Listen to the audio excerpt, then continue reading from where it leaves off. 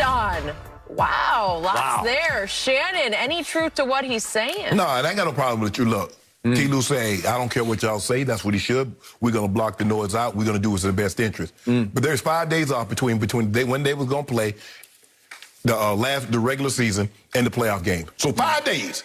So you needed an extra 2 days. Come on, Ty Lue. It is what it is. You're right. You're the head coach. You do what's in the best interest. But we know what you did. One or two things. You didn't want to see Portland or you didn't want to see the Lakers. Because if you look at, you're the number 2 seed at one point in time, Skip, and you see what happened, they lost, how many games they lose in their last 10? How Kawhi look the last 20? Man, stop this. I ain't got no problem with it. You want to do, you do what you do. Like you said, you're the head coach. You do what you believe in the best interest of your team. But we saw what you did. I just read the reports of executives, NBA executives was looking around like, hold on, I don't know what the hell they were running the last couple of games. I don't know what that was. I do. He ain't want to see them boys. Everybody talking. Everybody want to talk. Everybody, you know, I want to fight Mike Tyson. Give me Iron Mike. And then 90 seconds into the first round, they up out of there. Everybody want to talk about what they want to do until it's time to actually do it. And then I want somebody else to knock the Lakers off. No, you do it. You did all that chirping. Oh, well, Kawhi and I going to do this, and Kawhi and I going to do that, and the 2-1-3. Do all that chirping. Really? But at some point in time, Skip, you got to pull that thing up and let's go. Ty Lue, you're right. This is your ball club. You do coach as you see fit. But we know. We know what you did. All I can say is go, Ty, go. I loved what he said because he stuck it right back in your face and all the critics' faces, all the Laker Nation faces, who actually believed that they were trying to duck and dodge the Lakers. They were, or Trailblazers. They wanted the Mavs. You know it. You know it.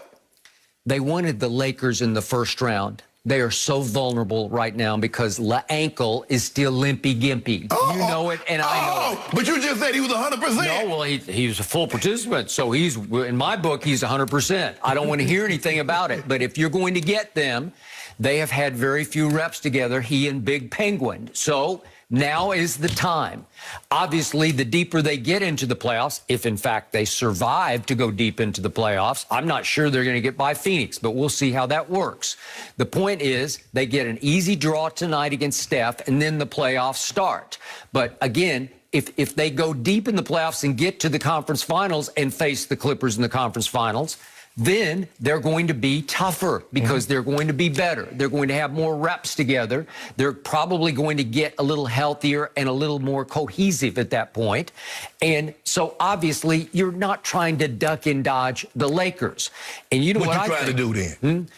It's exactly what he said. And by the way, the other quote was from Ty Lue yesterday. If you look at our Cleveland days, I think he was coaching this guy named James. Remember that? Yeah. None of our starters played the last 2 games of the season, said Ty Lue, the former Cavaliers coach. He says, we took health, and that is the most important thing to me. Right now, presiding over the Clippers as their advisor, their overseer, is the great Jerry West, who once had the foresight to draft Kobe Bryant, or at least trade in the first round. Yep. And Jerry West is nobody's fool. Lawrence Frank is nobody's fool. And certainly Ty Lue is nobody's fool. They knew exactly what they were doing. They wanted health. They will take health over rust any day. They don't care who they're going to play. It doesn't matter what seed they are. They can be the mustard seed because the tree is going to grow. Hold on. So you said Ty Lue said, to go back and check his Cleveland days? It's funny that you said that, Ty Lue, because that's what I did. In 2016, Ty Lue played his starters the second to the last game of the season in order to clinch the #1 seed, then sat once they clinched it. In 2018, the starters played every game down the stretch, but was only the first quarter of the final game because it was meaningless because they had the 4th seed. I'm glad you mentioned that, Ty Lue. I'm glad you say go back and check your Cleveland days because that's exactly what I did. Because I had a feeling you might do that. So let me get this right. So Paul George and Kawhi weren't healthy. Kawhi Leonard and Paul George have played 6 straight games since he returned from his foot injury. Kawhi did. Paul George played 9 straight games. So they weren't healthy. Nope, they're not. Oh, Oh, but LeBron James been out for 8 weeks. He's healthy. You see what you did there? I knew you was gonna do that. Ty Lue, you right. You the coach, but don't you try to fool us. Don't you try to do that. Don't you feed me mustard greens and tell me they look at collars. I know the difference between my greens, and those are mustard greens you feed me, not collards.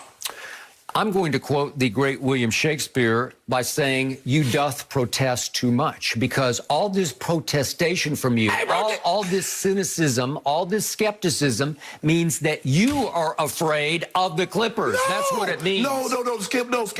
I play ball. I mean, I have to stay up and watch League Pass. I got to stay up and watch these games. And I'm like, okay, yeah, let me see what Kawhi and PG and Pat Bam, Pat Bam, the third most important player. Let me see what they're going to get. And then I see the line,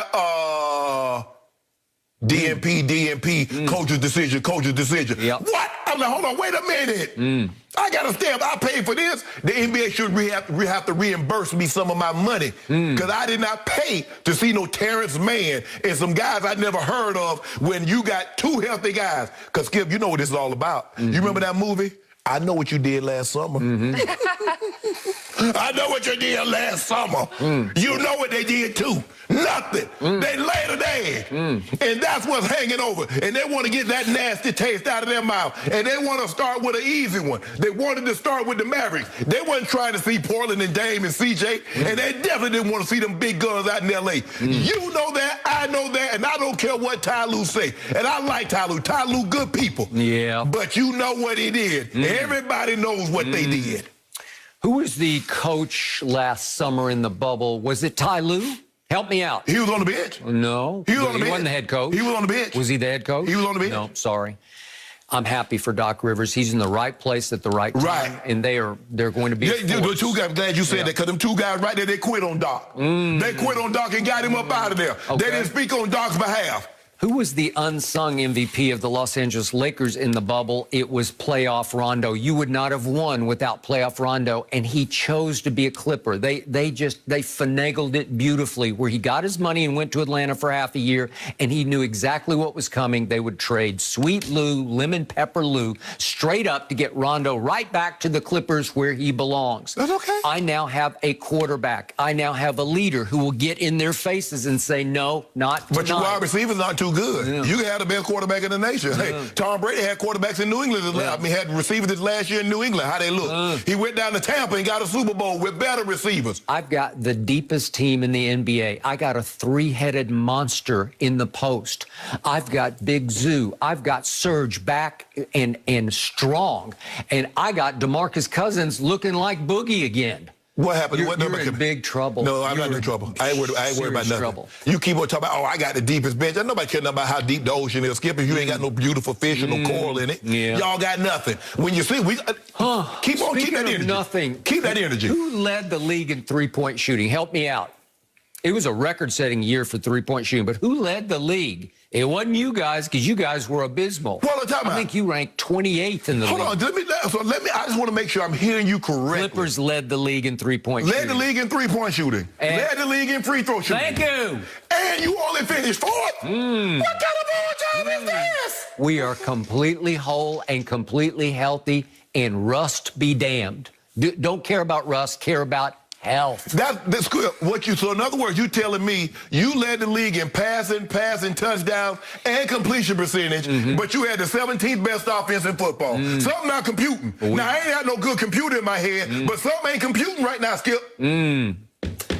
We can make threes and free throws, and we can make them in clutch time as opposed to your guys. You, Skip, you know y'all one of the worst clutch teams in basketball. No. Yes, you are. You are.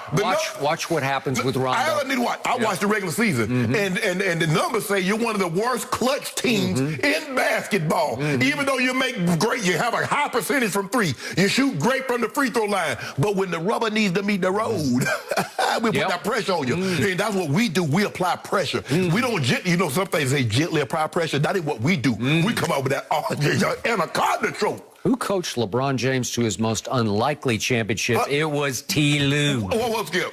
You know that's what we do. If you want to be the first, your first championship, come see us. Yeah. Eric Spoelstra, always beholden to us. Ty Lue, beholden to us. Frankie V, beholden to us. That's what we do. We would have got David Blatt, one of his, but he got in the way, and so we had to get him up out of there. That's what we had to do. But your day coming. The day of reckoning is coming. Sooner or later, Skip. It is coming. Sooner or later. I cannot wait for it. I wanted it to be in the first round. Yeah. But you wouldn't cooperate. You guys just tanked. I just don't know how you get to the East Coast by driving if you don't take the 10. I just don't know how you do it.